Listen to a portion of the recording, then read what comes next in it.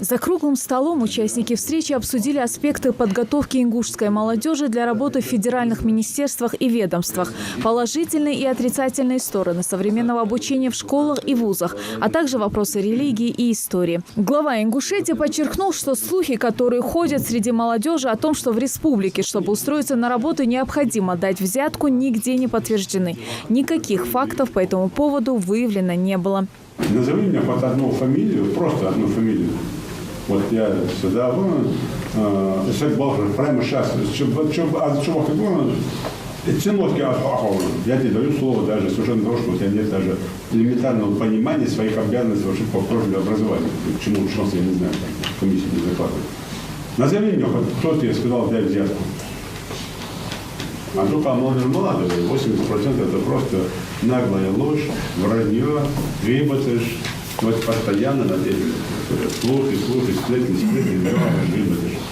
Юнусбек Евкуров отметил, что успехов можно добиться только в том случае, если приложить к этому усилия. Необходимо работать на несколько часов больше, чтобы получить желаемый результат. Но если нужна будет помощь, ребята всегда могут обратиться лично к нему, подчеркнул глава региона. Вы должны научиться в первую очередь тому, что вы сами себя сделали. Да, понятно, кто-то по просьбе родителей, кто-то еще по-то. Но вы работаете сегодня сами. Я так понимаю, что утром, вечером, в обед там ваши родители не приходят к вам, не помогают там документы подписывать. Вы же сами это все делаете. Вы решения принимаете, где-то согласовываете. Если ты хочешь в жизни чего-то добиться, работай всегда на час, на 2 часа больше, чем тебе положено. Поверь мне, ты всегда будешь на каком-то направлении. По крайней мере, десятки.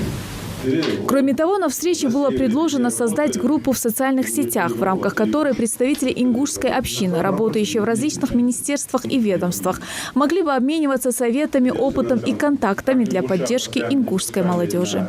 Если любой из вас на регулярной основе по вашему направлению подскажете нам, где мы упускаем, где мы должны подтянуться, что мы можем сделать, между нами получится регулярный контакт. В завершении встречи Юнусбек Евкуров отметил необходимость создания картотеки работников федеральных министерств и ведомств для формирования кадрового резерва. Светлана Томова, Новости 24.